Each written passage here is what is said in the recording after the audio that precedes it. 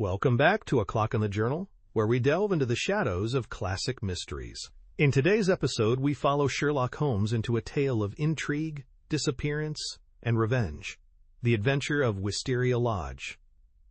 What begins as a strange invitation to a country house soon unravels into a case of political exile, murder, and the unexpected brilliance of a local inspector.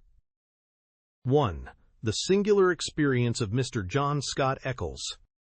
I find it recorded in my notebook that it was a bleak and windy day towards the end of March in the year 1892. Holmes had received a telegram while we sat at our lunch, and he had scribbled a reply. He made no remark, but the matter remained in his thoughts, for he stood in front of the fire afterwards with a thoughtful face, smoking his pipe, and casting an occasional glance at the message. Suddenly he turned upon me with a mischievous twinkle in his eyes.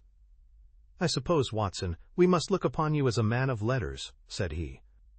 "How do you define the word grotesque?" "Strange." "Remarkable," I suggested. He shook his head at my definition. "There is surely something more than that," said he. "Some underlying suggestion of the tragic and the terrible. If you cast your mind back to some of those narratives with which you have afflicted a long-suffering public, you will recognize how often the grotesque has deepened into the criminal. Think of that little affair of the red-headed men. That was grotesque enough in the outset, and yet it ended in a desperate attempt at robbery. Or, again, there was that most grotesque affair of the 5 orange pips, which led straight to a murderous conspiracy. The word puts me on the alert." "Have you it there?" I asked. He read the telegram aloud. "Have just had most incredible and grotesque experience. May I consult you?" "Scott Eccles, Post Office, Charing Cross. Man or woman?" I asked. "Oh, man, of course. No woman would ever send a reply-paid telegram. She would have come." "Will you see him?" "My dear Watson, you know how bored I have been since we locked up Colonel Carruthers. My mind is like a racing engine, tearing itself to pieces because it is not connected up with the work for which it was built. Life is commonplace, the papers are sterile. Audacity and romance seem to have passed forever from the criminal world. Can you ask me then whether I am ready to look into any new problem, however trivial it may prove? But here, unless I am mistaken, is our client." A measured step was heard upon the stairs, and a moment later a stout, tall, gray-whiskered, and solemnly respectable person was ushered into the room. His life history was written in his heavy features and pompous manner. From his spats to his gold-rimmed spectacles, he was a conservative, a churchman, a good citizen, orthodox and conventional to the last degree. But some amazing experience had disturbed his native composure and left its traces in his bristling hair, his flushed, angry cheeks, and his flurried, excited manner. He plunged instantly into his business. "I have had a most singular and unpleasant experience, Mr. Holmes," said he. "Never in my life have I been placed in such a situation. It is most improper, most outrageous. I must insist upon some explanation." He swelled and puffed in his anger. "Pray sit down, Mr. Scott Eccles," said Holmes in a soothing voice.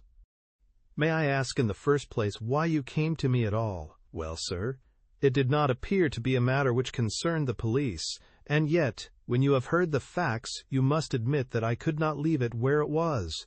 Private detectives are a class with whom I have absolutely no sympathy, but nonetheless, having heard your name—" "Quite so, but, in the second place, why did you not come at once?" Holmes glanced at his watch. "It is 2:15, he said. "Your telegram was dispatched about 1, but no one can glance at your toilet and attire without seeing that your disturbance dates from the moment of your waking." Our client smoothed down his unbrushed hair and felt his unshaven chin. "You are right, Mr. Holmes. I never gave a thought to my toilet. I was only too glad to get out of such a house. But I have been running round making inquiries before I came to you. I went to the house agents, and they said that Mr. Garcia's rent was paid up all right, and that everything was in order at Wisteria Lodge." "Come, come, sir," said Holmes, laughing. "You are like my friend, Dr. Watson, who has a bad habit of telling his stories wrong end foremost. Please arrange your thoughts and let me know, in their due sequence, exactly what those events are which have sent you out unbrushed and unkempt, with dress boots and waistcoat buttoned awry, in search of advice and assistance." Our client looked down with a rueful face at his own unconventional appearance. "I'm sure it must look very bad, Mr. Holmes, and I am not aware that in my whole life such a thing has ever happened before. But I will tell you the whole queer business, and when I have done so you will admit, I am sure, that there has been enough to excuse me." But his narrative was nipped in the bud. There was a bustle outside, and Mrs. Hudson opened the door to usher in two robust and official-looking individuals, one of whom was well known to us as Inspector Gregson of Scotland Yard, an energetic, gallant, and within his limitations, a capable officer. He shook hands with Holmes and introduced his comrade as Inspector Baines, of the Surrey Constabulary. "We are hunting together, Mr. Holmes, and our trail lay in this direction." He turned his bulldog eyes upon our visitor. "Are you Mr. John Scott Eccles of Popham House, Lee?" "I am." "We have been following you about all the morning." "You traced him through the telegram, no doubt," said Holmes. "Exactly, Mr. Holmes. We picked up the scent at Charing Cross Post Office and came on here." "But why do you follow me? What do you want?" "We wish a statement, Mr. Scott Eccles, as to the events which led up to the death last night of Mr. Aloysius Garcia of Wisteria Lodge near Esher." Our client had sat up with staring eyes, and every tinge of color struck from his astonished face. "Dead? Did you say he was dead?" "Yes, sir, he is dead." "But how? An accident?" "Murder, if ever there was one upon earth." "Good God, this is awful! You don't mean that I am suspected?" "A letter of yours was found in the dead man's pocket, and we know by it that you had planned to pass last night at his house." "So I did." "Oh, you did you?" Out came the official notebook. "Wait a bit, Gregson," said Sherlock Holmes. "All you desire is a plain statement, is it not? And it is my duty to warn Mr. Scott Eccles that it may be used against him. Mr. Eccles was going to tell us about it when you entered the room. I think, Watson, a brandy and soda would do him no harm. Now, sir, I suggest that you take no notice of this addition to your audience, and that you proceed with your narrative exactly as you would have done had you never been interrupted." Our visitor had gulped off the brandy, and the color had returned to his face. With a dubious glance at the inspector's notebook, he plunged at once into his extraordinary statement. "I am a bachelor," said he, "and being of a sociable turn, I cultivate a large number of friends. Among these are the family of a retired brewer called Melville, living at Albemarle Mansion, Kensington. It was at his table that I met some weeks ago a young fellow named Garcia. He was, I understood, of Spanish descent and connected in some way with the embassy. He spoke perfect English, was pleasing in his manners, and as good-looking a man as ever I saw in my life. In some way we struck up quite a friendship, this young fellow and I. He seemed to take a fancy to me from the first, and within 2 days of our meeting he came to see me at Lee. One thing led to another, and it ended in his inviting me out to spend a few days at his house, Wisteria Lodge, between Esher and Oxshott. Yesterday evening I went to Esher to fulfill this engagement. He had described his household to me before I went there. He lived with a faithful servant, a countryman of his own, who looked after all his needs. This fellow could speak English and did his housekeeping for him. Then there was a wonderful cook, he said, a half-breed whom he had picked up in his travels, who could serve an excellent dinner. I remember that he remarked what a queer household it was to find in the heart of Surrey, and that I agreed with him, though it has proved a good deal queerer than I thought. I drove to the place, about 2 miles on the south side of Esher. The house was a fair-sized one, standing back from the road, with a curving drive which was banked with high evergreen shrubs. It was an old, tumble-down building in a crazy state of disrepair. When the trap pulled up on the grass-grown drive in front of the blotched and weather-stained door, I had doubts as to my wisdom in visiting a man whom I knew so slightly. He opened the door himself, however, and greeted me with a great show of cordiality. I was handed over to the manservant, a melancholy, swarthy individual who led the way, my bag in his hand, to my bedroom. The whole place was depressing.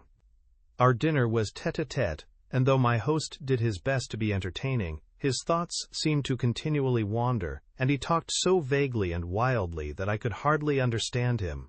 He continually drummed his fingers on the table, gnawed his nails, and gave other signs of nervous impatience.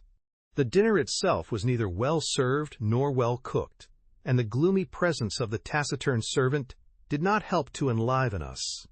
I can assure you that many times in the course of the evening I wished that I could invent some excuse which would take me back to Lee. One thing comes back to my memory which may have a bearing upon the business that you two gentlemen are investigating. I thought nothing of it at the time. Near the end of dinner, a note was handed in by the servant. I noticed that, after my host had read it, he seemed even more distrait and strange than before. He gave up all pretense at conversation and sat, smoking endless cigarettes, lost in his own thoughts, but he made no remark as to the contents. About 11, I was glad to go to bed. Some time later, Garcia looked in at my door. The room was dark at the time, and asked me if I had rung. I said that I had not. He apologized for having disturbed me so late, saying that it was nearly 1 o'clock. I dropped off after this and slept soundly all night. And now I come to the amazing part of my tale. When I woke, it was broad daylight. I glanced at my watch, and the time was nearly 9. I had particularly asked to be called at 8, so I was very much astonished at this forgetfulness. I sprang up and rang for the servant. There was no response. I rang again and again, with the same result. Then I came to the conclusion that the bell was out of order. I huddled on my clothes and hurried downstairs in an exceedingly bad temper to order some hot water. You can imagine my surprise when I found that there was no one there. I shouted in the hall. There was no answer. Then I ran from room to room. All were deserted. My host had shown me which was his bedroom the night before, so I knocked at the door. No reply. I turned the handle and walked in. The room was empty, and the bed had never been slept in. He had gone with the rest. The foreign host, the foreign footman, the foreign cook, all had vanished in the night. That was the end of my visit to Wisteria Lodge. Sherlock Holmes was rubbing his hands and chuckling as he added this bizarre incident to his collection of strange episodes. "Your experience is, so far as I know, perfectly unique," said he. "May I ask, sir, what you did then?" I was furious. My first idea was that I had been the victim of some absurd practical joke. I packed my things, banged the hall door behind me, and set off for Esher, with my bag in my hand. I called at Allen Brothers, the chief land agents in the village, and found that it was from this firm that the villa had been rented. It struck me that the whole proceeding could hardly be for the purpose of making a fool of me, and that the main object must be to get out of the rent. It is late in March, so quarter day is at hand. But this theory would not work. The agent was obliged to me for my warning, but told me that the rent had been paid in advance. Then I made my way to town and called at the Spanish embassy. The man was unknown there. After this I went to see Melville, at whose house I had first met Garcia, but I found that he really knew rather less about him than I did. Finally, when I got your reply to my wire, I came out to you, since I gather that you are a person who gives advice in difficult cases. But now, Mr. Inspector, I understand from what you said when you entered the room that you can carry the story on, and that some tragedy had occurred. I can assure you that every word I have said is the truth, and that outside of what I have told you, I know absolutely nothing about the fate of this man. My only desire is to help the law in every possible way. I am sure of it, Mr. Scott Eccles. I am sure of it, said Inspector Gregson in a very amiable tone. I am bound to say that everything which you have said agrees very closely with the facts as they have come to our notice. For example, there was that note which arrived during dinner. Did you chance to observe what became of it? Yes, I did. Garcia rolled it up and threw it into the fire. What do you say to that, Mr. Baines? The country detective was a stout, puffy, red man, whose face was only redeemed from grossness by two extraordinarily bright eyes. almost hidden behind the heavy creases of cheek and brow. With a slow smile, he drew a folded and discolored scrap of paper from his pocket. "It was a dog grate, Mr. Holmes, and he overpitched it. I picked this out unburned from the back of it." Holmes smiled his appreciation. "You must have examined the house very carefully to find a single pellet of paper." "I did, Mr. Holmes. It's my way. Shall I read it, Mr. Gregson?" The Londoner nodded. "The note is written upon ordinary cream-laid paper without watermark. It is a quarter sheet. The paper is cut off in 2 snips with a short-bladed scissors. It has been folded over 3 times and sealed with purple wax, put on hurriedly and pressed down with some flat oval object. It is addressed to Mr. Garcia, Wisteria Lodge. It says, 'Our own colors, green and white, green open, white shut, main stair, first corridor, 7th right, green baize. Godspeed. D.' It is a woman's writing, done with a sharp-pointed pen, but the address is either done with another pen or by someone else. It is thicker and bolder, as you see." "A very remarkable note," said Holmes, glancing it over. "I must compliment you, Mr. Baines, upon your attention to detail in your examination of it. A few trifling points might perhaps be added. The oval seal is undoubtedly a plain sleeve link. What else is of such a shape? The scissors were bent nail scissors. Short as the 2 snips are, you can distinctly see the same slight curve in each." The country detective chuckled. "I thought I had squeezed all the juice out of it, but I see there was a little over," he said. "I'm bound to say that I make nothing of the note except that there was something on hand, and that a woman, as usual, was at the bottom of it." Mr. Scott Eccles had fidgeted in his seat during this conversation. "I am glad you found the note, since it corroborates my story," said he. "But I beg to point out that I have not yet heard what has happened to Mr. Garcia, nor what has become of his household." "As to Garcia," said Gregson, "that is easily answered. He was found dead this morning upon Oxshott Common, nearly a mile from his home. His head had been smashed to pulp by heavy blows of a sandbag or some such instrument, which had crushed rather than wounded. It is a lonely corner, and there is no house within a quarter of a mile of the spot. He had apparently been struck down first from behind, but his assailant had gone on beating him long after he was dead. It was a most furious assault. There are no footsteps nor any clue to the criminals. Robbed? No, there was no attempt at robbery. This is very painful and terrible," said Mr. Scott Eccles in a querulous voice, "but it is really uncommonly hard on me. I had nothing to do with my host going off upon a nocturnal excursion and meeting so sad an end. How do I come to be mixed up with the case?" "Very simply, sir," Inspector Baines answered. "The only document found in the pocket of the deceased was a letter from you saying that you would be with him on the night of his death. It was the envelope of this letter which gave us the dead man's name and address.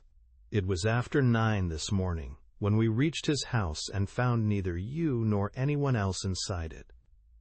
I wired to Mr. Gregson to run you down in London while I examined Wisteria Lodge. Then I came into town, joined Mr. Gregson, and here we are." "I think now," said Gregson, rising, "we had best put this matter into an official shape. You will come round with us to the station, Mr. Scott Eccles, and let us have your statement in writing."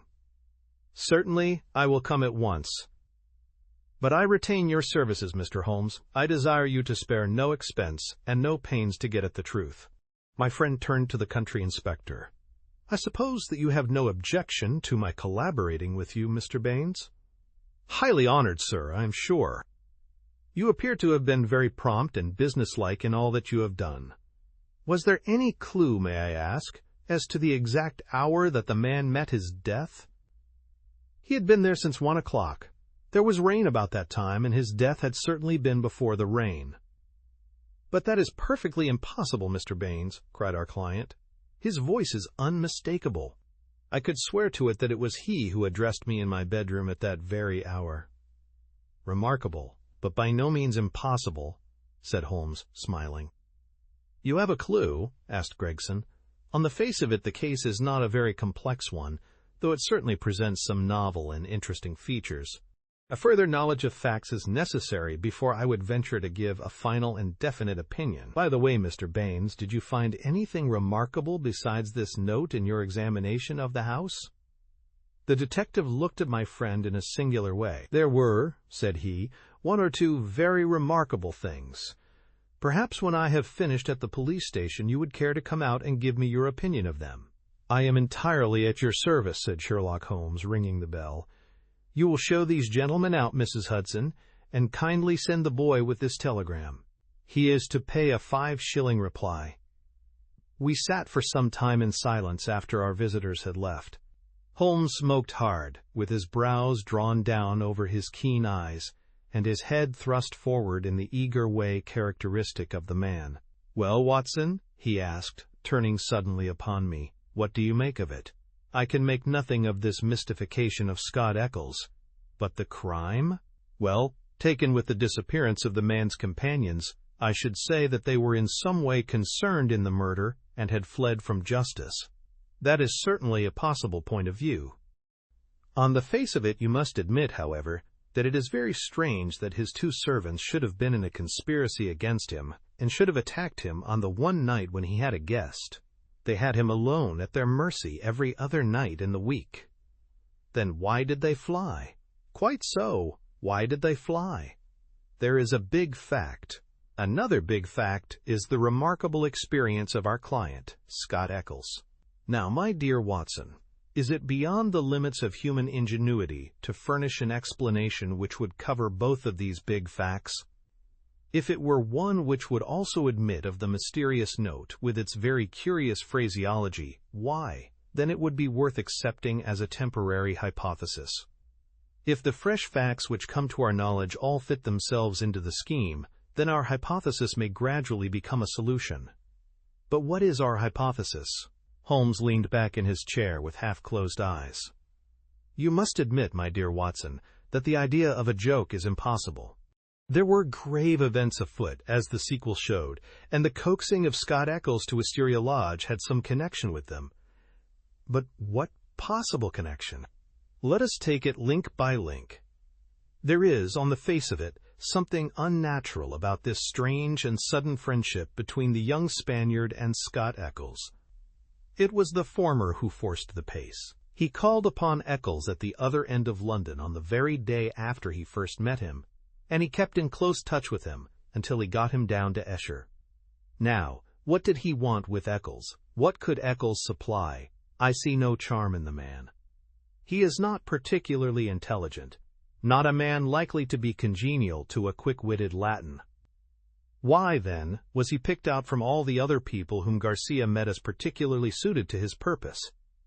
Has he any one outstanding quality? I say that he has. He is the very type of conventional British respectability, and the very man as a witness to impress another Briton.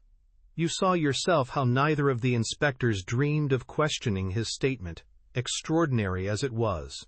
But what was he to witness? Nothing, as things turned out, but everything had they gone another way. That is how I read the matter.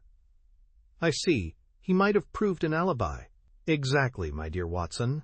He might have proved an alibi. We will suppose, for argument's sake, that the household of Wisteria Lodge are confederates in some design. The attempt, whatever it may be, is to come off, we will say, before 1 o'clock. By some juggling of the clocks, it is quite possible that they may have got Scott Eccles to bed earlier than he thought, but in any case, it is likely that when Garcia went out of his way to tell him that it was 1, it was really not more than 12. If Garcia could do whatever he had to do and be back by the hour mentioned, he had evidently a powerful reply to any accusation. Here was this irreproachable Englishman ready to swear in any court of law that the accused was in the house all the time. It was an insurance against the worst. Yes, I see that. But how about the disappearance of the others? I have not all my facts yet, but I do not think there are any insuperable difficulties. Still, it is an error to argue in front of your data. You find yourself insensibly twisting them round to fit your theories. And the message? How did it run? Our own colors, green and white. Sounds like racing. Green open, white shut. That is clearly a signal. Main stair, first corridor, 7th right, green bays. This is an assignation. We may find a jealous husband at the bottom of it all. It was clearly a dangerous quest. She would not have said Godspeed had it not been so. D, that should be a guide. The man was a Spaniard. I suggest that D stands for Dolores, a common female name in Spain. Good, Watson, very good, but quite inadmissible. A Spaniard would write to a Spaniard in Spanish. The writer of this note is certainly English. Well, we can only possess our soul in patience until this excellent inspector come back for us. Meanwhile, we can thank our lucky fate which has rescued us for a few short hours from the insufferable fatigues of idleness. An answer had arrived to Holmes's telegram before our Surrey officer had returned. Holmes read it and was about to place it in his notebook when he caught a glimpse of my expectant face. He tossed it across with a laugh. "We are moving in exalted circles," said he. The telegram was a list of names and addresses: Lord Harringby, the Dingle, Sir George Folliot, Oxshott Towers, Mr. Hines, J.P., Purdley Place, Mr. James Baker Williams, Forton Old Hall, Mr. Henderson, High Gable, Reverend Joshua Stone, Nether Walsling. "This is a very obvious way of limiting our field of operations," said Holmes. "No doubt Baines, with his methodical mind, has already adopted some similar plan. I don't quite understand." "Well, my dear fellow, we have already arrived at the conclusion that the message received by Garcia at dinner was an appointment or an assignation.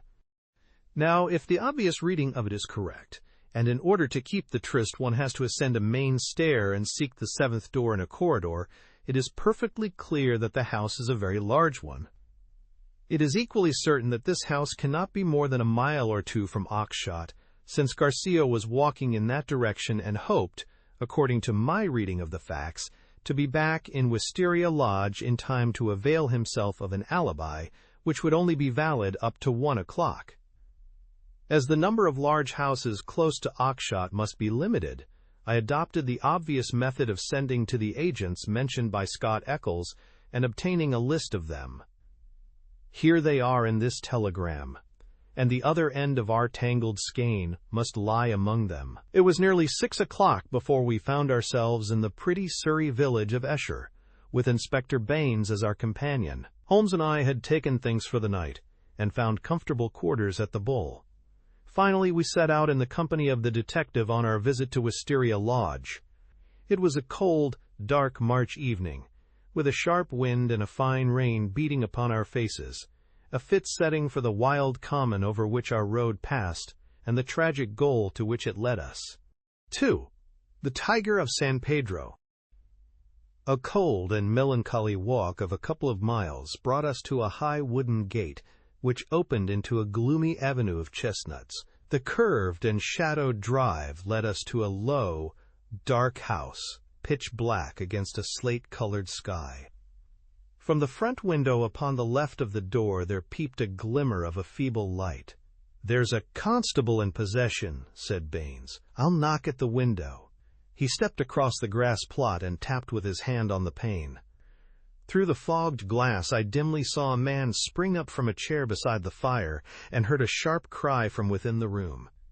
An instant later a white-faced, hard-breathing policeman had opened the door, the candle wavering in his trembling hand. "What's the matter, Walters?" asked Baines sharply. The man mopped his forehead with his handkerchief and gave a long sigh of relief. "I am glad you have come, sir. It has been a long evening, and I don't think my nerve is as good as it was." "Your nerve, Walters? I should not have thought you had a nerve in your body." "Well, sir, it's this lonely, silent house, and the queer thing in the kitchen. Then when you tapped at the window, I thought it had come again." "That? What had come again?" "The devil, sir, for all I know. It was at the window." "What was at the window, and when?" "It was just about 2 hours ago. The light was just fading." I was sitting reading in the chair. I don't know what made me look up, but there was a face looking in at me through the lower pane. Lord, sir, what a face it was! I'll see it in my dreams." "Tut, tut, Walters, this is not talk for a police constable." "I know, sir, I know, but it shook me, sir, and there's no use to deny it." "It wasn't black, sir, nor was it white, nor any color that I know, but a kind of queer shade like clay with a splash of milk in it. Then there was the size of it. It was twice yours, sir, and the look of it, the great staring goggle eyes, and the line of white teeth like a hungry beast. I tell you, sir, I couldn't move a finger, nor get my breath, till it whisked away and was gone. Out I ran and through the shrubbery, but thank God there was no one there. If I didn't know you were a good man, Walters, I should put a black mark against you for this. If it were the devil himself, a constable on duty should never thank God that he could not lay his hands upon him. I suppose the whole thing is not a vision and a touch of nerves?" "That, at least, is very easily settled," said Holmes, lighting his little pocket lantern. "Yes," he reported, after a short examination of the grass bed. "A number 12 shoe, I should say. If he was all on the same scale as his foot, he must certainly have been a giant. What became of him?" "He seems to have broken through the shrubbery and made for the road." "Well," said the inspector with a grave and thoughtful face, "whoever he may have been, and whatever he may have wanted, he's gone for the present, and we have more immediate things to attend to. Now, Mr. Holmes, with your permission, I will show you round the house." The various bedrooms and sitting rooms had yielded nothing to a careful search. Apparently the tenants had brought little or nothing with them, and all the furniture down to the smallest details had been taken over with the house. A good deal of clothing with the stamp of Marks & Co. High Holborn had been left behind. Telegraphic inquiries had been already made, which showed that Marks knew nothing of his customer save that he was a good payer. Odds and ends, some pipes, a few novels, 2 of them in Spanish, an old-fashioned pinfire revolver, and a guitar were among the personal property. "Nothing in all this," said Baines, stalking, candle in hand, from room to room. "But now, Mr. Holmes, I invite your attention to the kitchen." It was a gloomy, high-ceilinged room at the back of the house, with a straw litter in one corner, which served apparently as a bed for the cook. The table was piled with half-eaten dishes and dirty plates, the debris of last night's dinner. "Look at this," said Baines. "What do you make of it?" He held up his candle before an extraordinary object which stood at the back of the dresser. It was so wrinkled and shrunken and withered that it was difficult to say what it might have been. One could but say that it was black and leathery, and that it bore some resemblance to a dwarfish, human figure. At first, as I examined it, I thought that it was a mummified Negro baby, and then it seemed a very twisted and ancient monkey. Finally, I was left in doubt as to whether it was animal or human. A double band of white shells were strung round the center of it. Very interesting indeed," said Holmes, peering at this sinister relic. "Anything more?" In silence, Baines led the way to the sink and held forward his candle. The limbs and body of some large white bird, torn savagely to pieces with the feathers still on, were littered all over it. Holmes pointed to the wattles on the severed head. "A white cock," said he. "Most interesting. It is really a very curious case." But Mr. Baines had kept his most sinister exhibit to the last. From under the sink he drew a zinc pail which contained a quantity of blood. Then from the table he took a platter heaped with small pieces of charred bone. "Something has been killed, and something has been burned. We raked all these out of the fire. We had a doctor in this morning. He says that they are not human." Holmes smiled and rubbed his hands. "I must congratulate you, Inspector, on handling so distinctive and instructive a case. Your powers, if I may say so without offense, seem superior to your opportunities." Inspector Baines's small eyes twinkled with pleasure. "You're right, Mr. Holmes. We stagnate in the provinces. A case of this sort gives a man a chance, and I hope that I shall take it. What do you make of these bones?" A lamb, I should say, or a kid. And the white cock? Curious, Mr. Baines. Very curious. I should say almost unique. Yes, sir. There must have been some very strange people with some very strange ways in this house. One of them is dead. Did his companions follow him and kill him? If they did, we should have them, for every port is watched. But my own views are different. Yes, sir, my own views are very different. You have a theory, then? And I'll work it myself, Mr. Holmes. It's only due to my own credit to do so. Your name is made, but I have still to make mine. I should be glad to be able to say afterwards that I had solved it without your help. Holmes laughed good-humoredly. Well, well, Inspector, said he. Do you follow your path, and I will follow mine. My results are always very much at your service if you care to apply to me for them. I think that I have seen all that I wish in this house, and that my time may be more profitably employed elsewhere. Au revoir, and good luck. I could tell by numerous subtle signs, which might have been lost upon anyone but myself, that Holmes was on a hot scent. As impassive as ever to the casual observer, there were none the less a subdued eagerness and suggestion of tension in his brightened eyes and brisker manner which assured me that the game was afoot. After his habit he said nothing, and after mine I asked no questions. Sufficient for me to share the sport and lend my humble help to the capture, without distracting that intent brain with needless interruption. All would come round to me in due time. I waited, therefore, but to my ever-deepening disappointment I waited in vain. Day succeeded day, and my friend took no step forward. One morning he spent in town, and I learned from a casual reference that he had visited the British Museum. Save for this one excursion, he spent his days in long and often solitary walks, or in chatting with a number of village gossips whose acquaintance he had cultivated. I'm sure, Watson, a week in the country will be invaluable to you, he remarked. It is very pleasant to see the first green shoots upon the hedges and the catkins on the hazels once again. With a spud, a tin box, and an elementary book on botany, there are instructive days to be spent. He prowled about with this equipment himself, but it was a poor show of plants which he would bring back of an evening. Occasionally in our rambles we came across Inspector Baines. His fat, red face wreathed itself in smiles, and his small eyes glittered as he greeted my companion. He said little about the case, but from that little we gathered that he also was not dissatisfied at the course of events. I must admit, however, that I was somewhat surprised when some 5 days after the crime I opened my morning paper to find in large letters, "The OXSHOTT mystery. A solution. Arrest of supposed assassin."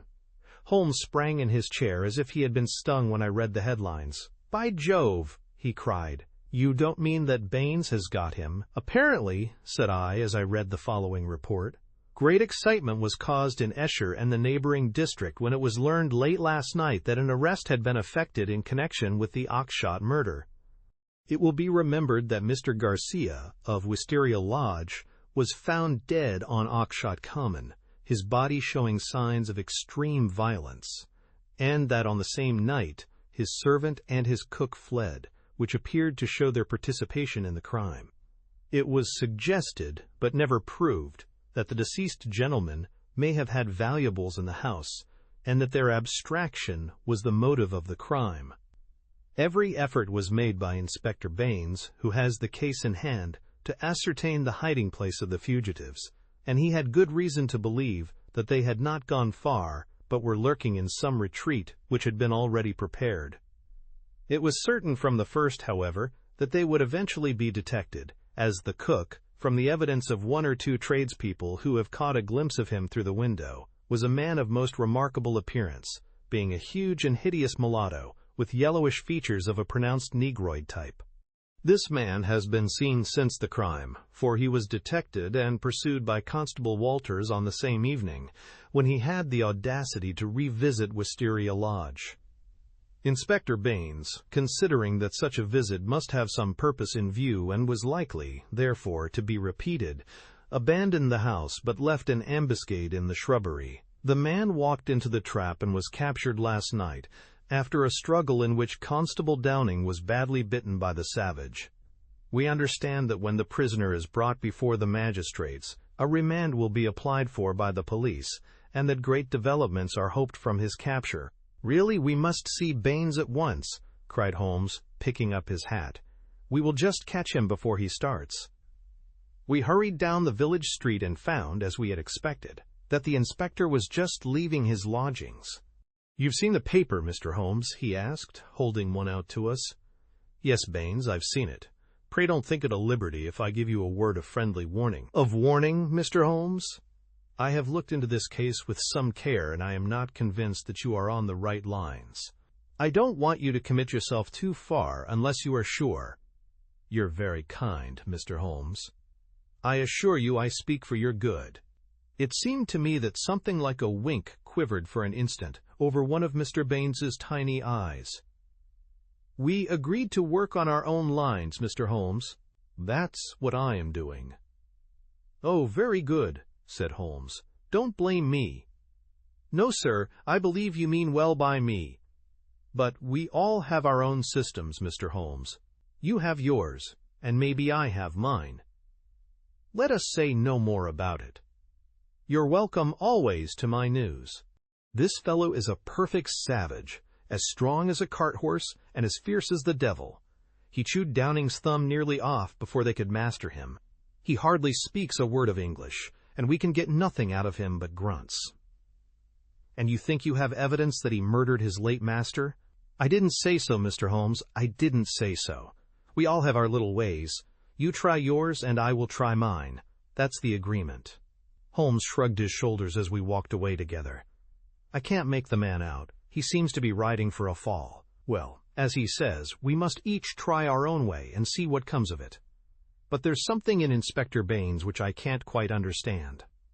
"Just sit down in that chair, Watson," said Sherlock Holmes when we had returned to our apartment at the Bull. "I want to put you in touch with the situation, as I may need your help tonight.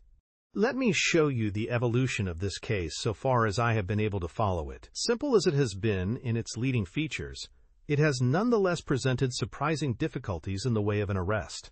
There are gaps in that direction which we have still to fill. We will go back to the note which was handed in to Garcia upon the evening of his death. We may put aside this idea of Baines's, that Garcia's servants were concerned in the matter. The proof of this lies in the fact that it was he who had arranged for the presence of Scott Eccles, which could only have been done for the purpose of an alibi. It was Garcia, then, who had an enterprise, and apparently a criminal enterprise, in hand that night, in the course of which he met his death. I say criminal because only a man with a criminal enterprise desires to establish an alibi. Who, then, is most likely to have taken his life? Surely the person against whom the criminal enterprise was directed. So far it seems to me that we are on safe ground. We can now see a reason for the disappearance of Garcia's household. They were all confederates in the same unknown crime. If it came off when Garcia returned, any possible suspicion would be warded off by the Englishman's evidence, and all would be well. But the attempt was a dangerous one, and if Garcia did not return by a certain hour, it was probable that his own life had been sacrificed. It had been arranged, therefore, that in such a case his two subordinates were to make for some prearranged spot where they could escape investigation and be in a position afterwards to renew their attempt. That would fully explain the facts, would it not? The whole inexplicable tangle seemed to straighten out before me. I wondered, as I always did, how it had not been obvious to me before. But why should one servant return? We can imagine that in the confusion of flight something precious, something which he could not bear to part with, had been left behind. That would explain his persistence, would it not? Well, what is the next step? The next step is the note received by Garcia at the dinner. It indicates a confederate at the other end. Now, where was the other end? I have already shown you that it could only lie in some large house and that the number of large houses is limited. My first days in this village were devoted to a series of walks in which, in the intervals of my botanical researches, I made a reconnaissance of all the large houses and an examination of the family history of the occupants. One house, and only one, riveted my attention. It is the famous old Jacobean Grange of High Gable, 1 mile on the farther side of Oxshott and less than half a mile from the scene of the tragedy. The other mansions belong to prosaic and respectable people who live far aloof from romance. But Mr. Henderson of High Gable was by all accounts a curious man, to whom curious adventures might befall. I concentrated my attention, therefore, upon him and his household. A singular set of people, Watson, the man himself, the most singular of them all. I managed to see him on a plausible pretext, but I seemed to read in his dark, deep-set, brooding eyes that he was perfectly aware of my true business. He is a man of 50, strong, active, with iron-gray hair, great bunched black eyebrows, the step of a deer and the air of an emperor, a fierce, masterful man, with a red-hot spirit behind his parchment face. He is either a foreigner or has lived long in the tropics, for he is yellow and sapless but tough as whipcord. His friend and secretary, Mr. Lucas, is undoubtedly a foreigner, chocolate-brown, wily, suave, and cat-like, with a poisonous gentleness of speech. You see, Watson, we have come already upon 2 sets of foreigners, one at Wisteria Lodge and one at High Gable, so our gaps are beginning to close. These 2 men, close and confidential friends, are the center of the household, but there is one other person who, for our immediate purpose, may be even more important.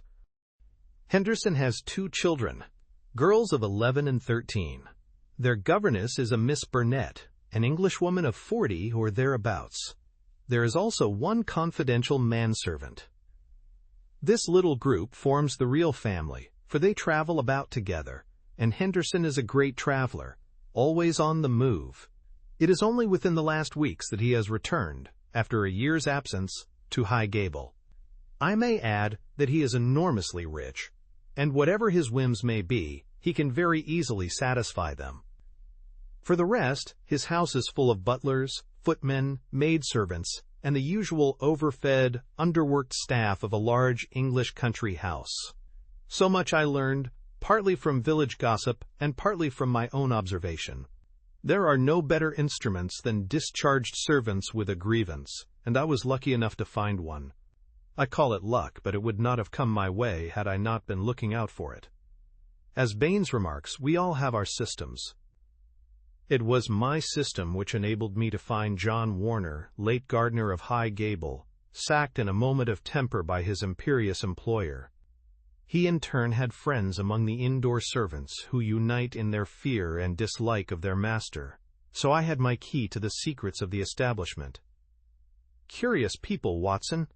I don't pretend to understand it all yet, but very curious people anyway. It's a double-winged house, and the servants live on one side, the family on the other. There's no link between the two, save for Henderson's own servant, who serves the family's meals. Everything is carried to a certain door, which forms the one connection. Governess and children hardly go out at all, except into the garden.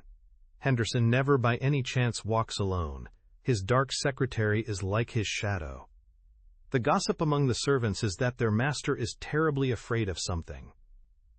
Sold his soul to the devil in exchange for money, says Warner, and expects his creditor to come up and claim his own. Where they came from, or who they are, nobody has an idea. They are very violent. Twice Henderson has lashed at folk with his dog whip, and only his long purse and heavy compensation have kept him out of the courts. Well, now, Watson, let us judge the situation by this new information.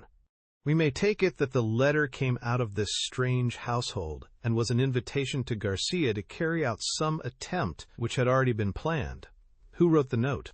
It was someone within the citadel, and it was a woman. Who then but Miss Burnett, the governess? All our reasoning seems to point that way. At any rate, we may take it as a hypothesis and see what consequences it would entail. I may add that Miss Burnett's age and character make it certain that my first idea that there might be a love interest in our story is out of the question. If she wrote the note, she was presumably the friend and confederate of Garcia. What, then, might she be expected to do if she heard of his death?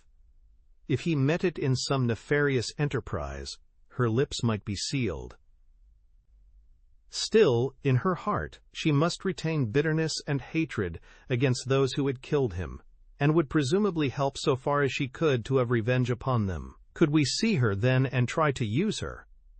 That was my first thought, but now we come to a sinister fact. Miss Burnett has not been seen by any human eye since the night of the murder. From that evening she has utterly vanished. Is she alive? Has she perhaps met her end on the same night as the friend whom she had summoned? Or is she merely a prisoner? There is the point which we still have to decide. You will appreciate the difficulty of the situation, Watson. There is nothing upon which we can apply for a warrant. Our whole scheme might seem fantastic if laid before a magistrate. The woman's disappearance counts for nothing, since in that extraordinary household, any member of it might be invisible for a week, and yet she may at the present moment be in danger of her life. All I can do is to watch the house and leave my agent, Warner, on guard at the gates. We can't let such a situation continue. If the law can do nothing, we must take the risk ourselves. What do you suggest? I know which is her room. It is accessible from the top of an outhouse. My suggestion is that you and I go tonight and see if we can strike at the very heart of the mystery. It was not, I must confess, a very alluring prospect. The old house, with its atmosphere of murder, the singular and formidable inhabitants, the unknown dangers of the approach, and the fact that we were putting ourselves legally in a false position, all combined to damp my ardor. But there was something in the ice-cold reasoning of Holmes which made it impossible to shrink from any adventure which he might recommend. One knew that thus, and only thus, could a solution be found. I clasped his hand in silence, and the die was cast. But it was not destined that our investigation should have so adventurous an ending. It was about 5 o'clock, and the shadows of the March evening were beginning to fall, when an excited rustic rushed into our room. "They've gone, Mr. Holmes." "They went by the last train. The lady broke away, and I've got her in a cab downstairs." "Excellent, Warner!" cried Holmes, springing to his feet. "Watson, the gaps are closing rapidly." In the cab was a woman, half collapsed from nervous exhaustion. She bore upon her aquiline and emaciated face the traces of some recent tragedy. Her head hung listlessly upon her breast, but as she raised it and turned her dull eyes upon us, I saw that her pupils were dark dots in the center of the broad gray iris. She was drugged with opium. "I watched at the gate, same as you advised, Mr. Holmes," said our emissary, the discharged gardener. "When the carriage came out, I followed it to the station. She was like one walking in her sleep, but when they tried to get her into the train, she came to life and struggled. They pushed her into the carriage. She fought her way out again. I took her part, got her into a cab, and here we are. I shan't forget the face at the carriage window as I led her away. I'd have a short life if he had his way. The black-eyed, scowling yellow devil." We carried her upstairs, laid her on the sofa, and a couple of cups of the strongest coffee soon cleared her brain from the mists of the drug. Baines had been summoned by Holmes, and the situation rapidly explained to him. "Why, sir, you've got me the very evidence I want," said the inspector warmly, shaking my friend by the hand. "I was on the same scent as you from the first." "What? You were after Henderson?" "Why, Mr. Holmes, when you were crawling in the shrubbery at High Gable, I was up one of the trees in the plantation and saw you down below. It was just who would get his evidence first." "Then why did you arrest the mulatto?" Baines chuckled. "I was sure Henderson, as he calls himself, felt that he was suspected, and that he would lie low and make no move so long as he thought he was in any danger. I arrested the wrong man to make him believe that our eyes were off him. I knew he would be likely to clear off then, and give us a chance of getting at Miss Burnett." Holmes laid his hand upon the inspector's shoulder. "You will rise high in your profession. You have instinct and intuition," said he. Baines flushed with pleasure. "I've had a plain clothes man waiting at the station all the week. Wherever the High Gable folk go, he will keep them in sight. But he must have been hard put to it when Miss Burnett broke away. However, your man picked her up, and it all ends well. We can't arrest without her evidence, that is clear, so the sooner we get a statement, the better." "Every minute she gets stronger," said Holmes, glancing at the governess. "But tell me, Baines, who is this man Henderson?" "Henderson," the inspector answered, "is Don Murillo, once called the Tiger of San Pedro." The Tiger of San Pedro! The whole history of the man came back to me in a flash. He had made his name as the most lewd and bloodthirsty tyrant that had ever governed any country with a pretense to civilization. Strong, fearless, and energetic, he had sufficient virtue to enable him to impose his odious vices upon a cowering people for 10 or 12 years. His name was a terror through all Central America. At the end of that time there was a universal rising against him, but he was as cunning as he was cruel, and at the first whisper of coming trouble, he had secretly conveyed his treasures aboard a ship which was manned by devoted adherents. It was an empty palace which was stormed by the insurgents next day. The dictator, his 2 children, his secretary, and his wealth had all escaped them. From that moment he had vanished from the world, and his identity had been a frequent subject for comment in the European press. "Yes, sir, Don Murillo, the Tiger of San Pedro," said Baines. "If you look it up, you will find that the San Pedro colors are green and white, same as in the note, Mr. Holmes. Henderson, he called himself, but I traced him back, Paris and Rome and Madrid to Barcelona, where his ship came in '86. They've been looking for him all the time for their revenge, but it is only now that they have begun to find him out." "They discovered him a year ago," said Miss Burnett, who had sat up and was now intently following the conversation. "Once already his life has been attempted, but some evil spirit shielded him. Now, again, it is the noble chivalrous Garcia who has fallen, while the monster goes safe. But another will come, and yet another, until some day justice will be done. That is as certain as the rise of tomorrow's sun." Her thin hands clenched, and her worn face blanched with the passion of her hatred. "But how come you into this matter, Miss Burnett?" asked Holmes. "How can an English lady join in such a murderous affair?" "I join in it because there is no other way in the world by which justice can be gained. What does the law of England care for the rivers of blood shed years ago in San Pedro, or for the shipload of treasure which this man has stolen? To you they are like crimes committed in some other planet. But we know. We have learned the truth in sorrow and in suffering. To us there is no fiend in hell like Juan Murillo, and no peace in life while his victims still cry for vengeance." "No doubt," said Holmes. "He was, as you say. I have heard that he was atrocious. But how are you affected? I will tell you it all. This villain's policy was to murder, on one pretext or another, every man who showed such promise that he might in time come to be a dangerous rival. My husband, yes, my real name is Signora Victor Durando, was the San Pedro minister in London. He met me and married me there. A nobler man never lived upon earth. Unhappily, Murillo heard of his excellence, recalled him on some pretext, and had him shot. With a premonition of his fate, he had refused to take me with him. His estates were confiscated, and I was left with a pittance and a broken heart. Then came the downfall of the tyrant. He escaped, as you have just described. But the many whose lives he had ruined, whose nearest and dearest had suffered torture and death at his hands, would not let the matter rest. They banded themselves into a society which should never be dissolved until the work was done. It was my part, after we had discovered in the transformed Henderson the fallen despot, to attach myself to his household and keep the others in touch with his movements. This I was able to do by securing the position of governess in his family. He little knew that the woman who faced him at every meal was the woman whose husband he had hurried at an hour's notice into eternity. I smiled on him, did my duty to his children, and bided my time. An attempt was made in Paris and failed. We zigzagged swiftly here and there over Europe to throw off the pursuers, and finally returned to this house, which he had taken upon his first arrival in England.